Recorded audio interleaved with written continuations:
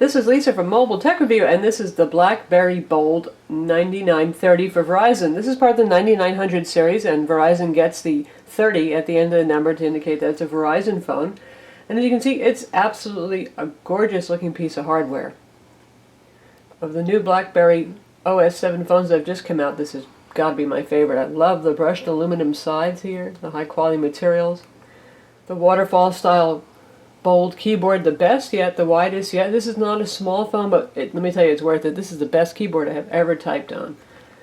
Very sharp display. It's a 2.8-inch VGA display. Now, VGA might not seem that much, 640 by 480, compared to a lot of high-end smartphones, but given the fact that it's only 2.8 inches, really that's just fine, because otherwise things would be way too tiny to see. Take a look on the side here. Brushed aluminum band continues all the way around. This is your lock button right here. And in the back here you can see this really neat carbon fiber panel here. This is your battery cover, and underneath there's an NFC transmitter. I'll show you. This is just a pry-off back. If we pop off the back, you can see this is the NFC antenna right here. Now, unfortunately, according to RIM, Verizon, AT&T, and T-Mobile are not enabling NFC on the phone. I don't know why that is, or if it will be enabled in the future, but right now there's nothing you can do with it. Here's your large battery over here. And if you take it out, you can see there is a SIM card here, because this is a world roaming phone on Verizon. This has 920, 100 megahertz HSPA 14.4. Those bands are not used in the United States, so there's no point to buy this and try to unlock it and use it on T-Mobile or AT&T, because you won't be getting 3G.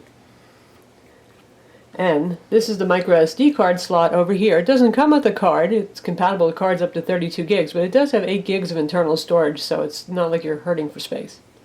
And you do need to remove the battery to get the SD card in and out. If you try to do it without taking out the battery, you would probably just jam it into the battery. Now, before we dig deeper, we're just going to compare this to the two other new BlackBerry OS 7 phones that are coming out at the same time. This is the Torch 8910 for AT&T, and this is basically the Torch 2. It's the QWERTY slider, has a slightly larger display.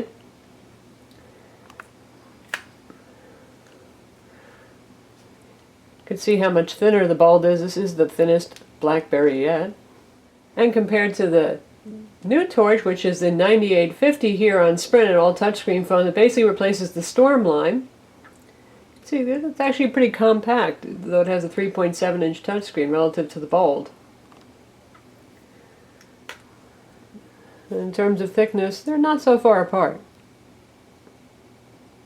Of course, you lose the awesome QWERTY keyboard this one has if you go for the full touchscreen, so this is probably for your mainstream BlackBerry users who love the QWERTY bar design. What makes this different from previous Bolds, besides the fact that it's got the biggest, widest keyboard, you can see it has a touchscreen. Here I am swiping through my various application groups right here. If I tap up here, same stuff that you were used to doing with the optical trackpad before, basically you can now do with your finger. I can access all my network settings up here, device settings, all that kind of thing, and launch any application by tapping on it. For example, there's a YouTube player over here. Gives me the option to go to YouTube or upload a video. If you don't want to be presented with that choice every time, you can tell it to not. And this basically takes you to the YouTube mobile site. This guy has a 1.2 gigahertz single-core CPU. That's pretty darn powerful. It's 768 megs of RAM, so it's no slouch by today's smartphone standards in terms of hardware. Here we are on the mobile YouTube site. This does not have flash, so we're going to watch mobile YouTube.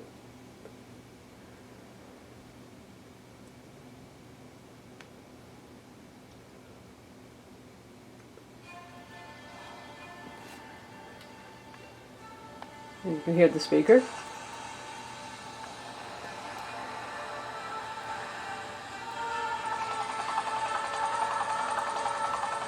Pretty good speaker and pretty good speaker phone for making calls as well.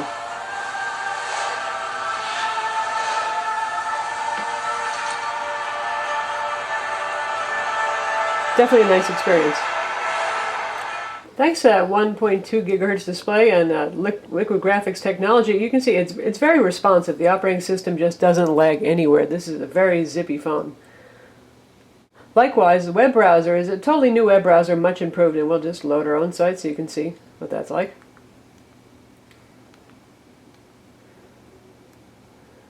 And by the way, we still have the optical trackpad here, which works very well. You can really use this without touching the screen if you desired as well. So if old habits die hard and you're used to the non-touchscreen berry, you can get by until you adjust to the touchscreen just by using it the way you would any other berry.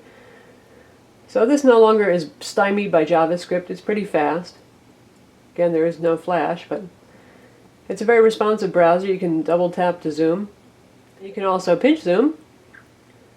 And you're going to be doing a lot of that because honestly, text is absolutely tiny, and that's still a drawback here. The browser performance is good, the layout is reasonable. It's still not up to Android and iOS in some cases, or even WebOS.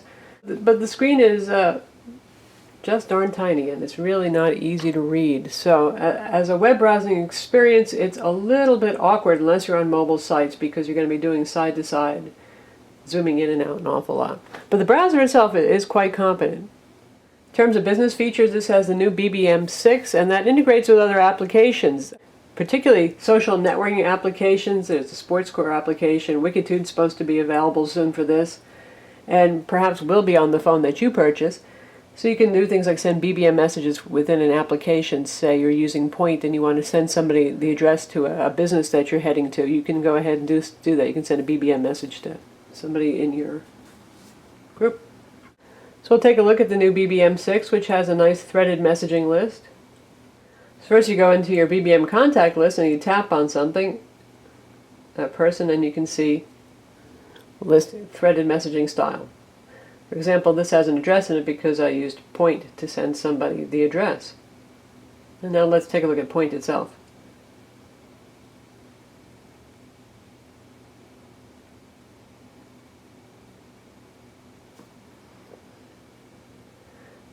So say I want to find Starbucks.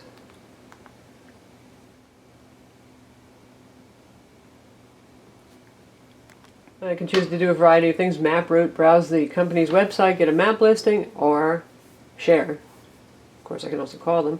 So you just choose BBM, choose who you want to share it with, say OK, and it sends it out after you hit the Enter key.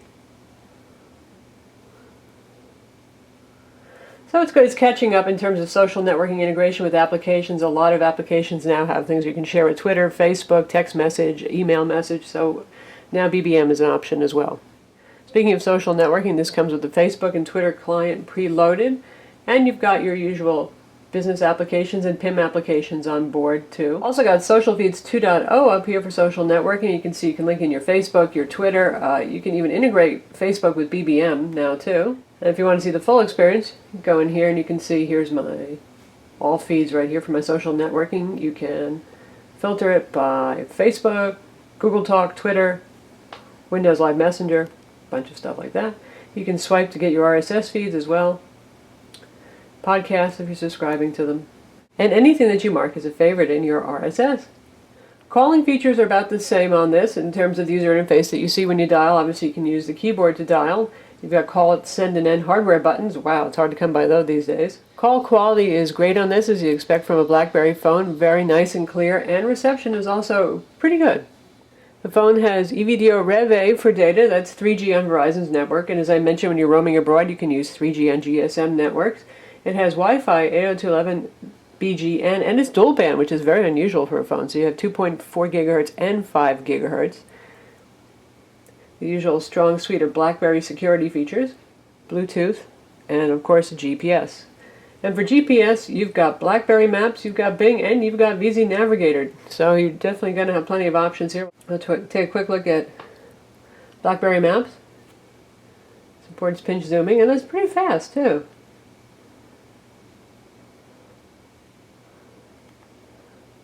And you can get directions, find a location, find where you are, navigate to any point that you've chosen on the map, copy a location, display details, and switch the map orientation. This does have an accelerometer built in, by the way, and a digital compass as well. And here we are in Bing, which has maps, local, news, directions, images, and favorites. So you can search for something right up here if you want, and you can use voice search too, which is something that's pretty well integrated into the BlackBerry operating system. In fact, the universal search that's available from the home screen works with voice search as well.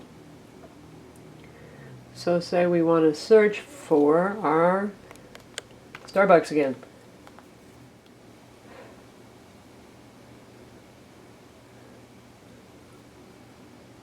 Got a little picture of the Starbucks, really teeny picture of the Starbucks. You can call them, get driving directions, make it a favorite. And you can get a view on the map here on the end.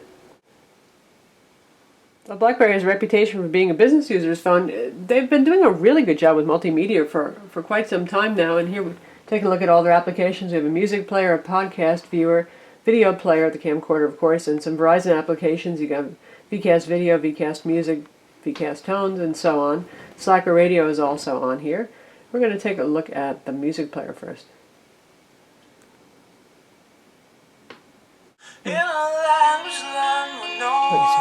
And here's the music player. You can hear the speaker is pretty amazing.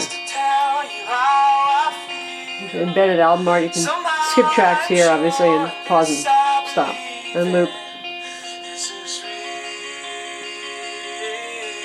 And yes, it plays in the background. If you don't hit stop and you exit out of the application, it will keep playing in the background. Now we take a look at the video player. There's a sample video on here. Beautiful display, so things look really good. It may be small, but everything looks sharp and crystal clear. 24-bit color display is nice.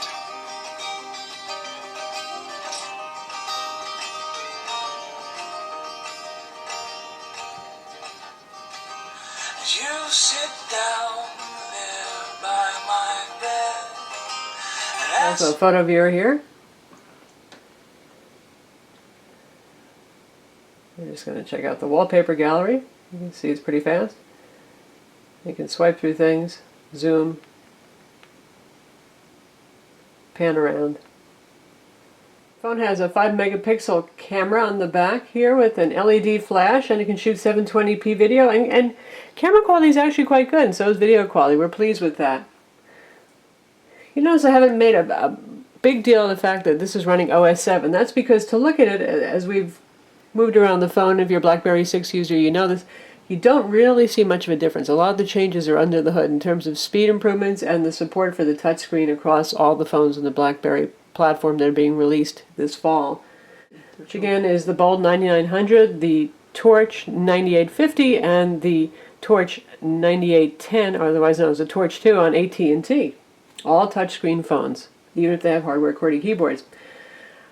The good news is it's going to be very familiar if you're upgrading from a previous BlackBerry, and if you like BlackBerry OS, you're going to feel right comfortable here. Not a lot to learn. Previous applications for older versions of the operating system do run if you have an OS 6 BlackBerry, for example. So far we haven't run into any compatibility issues at all. But the bad news is it still isn't exactly exciting and sexy.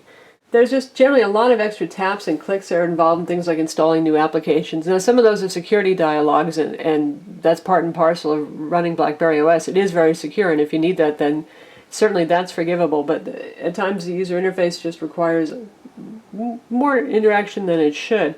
And sometimes what you're supposed to do next isn't always clear. Now, if you're a veteran BlackBerry user, you're used to these things and you probably have figured your way through. But for those of you who are just looking for a new smartphone and you're thinking about BlackBerry as a platform, probably still not there compared to Android and iOS in terms of user friendliness and fun. The other thing that's lacking is BlackBerry App World. This is the application store here. It's still not really very exciting, and the application selection is just really kind of sad still. Right here we're just switching through some featured applications, and again, those of you who've used BlackBerrys before will find this interface familiar. And you can do a search for something, and you can view by category. So we'll say we do applications, and then it's a tree that you wander through to find what you're looking for. Say I'm looking for a social networking application. And for blogs, I have WordPress for BlackBerry, a Google Reader for BlackBerry for $10, which seems kind of high for a Google Reader, and something called Snipper. If we want to take a look at finance for a minute to see what's available, we'll look at expense tracking.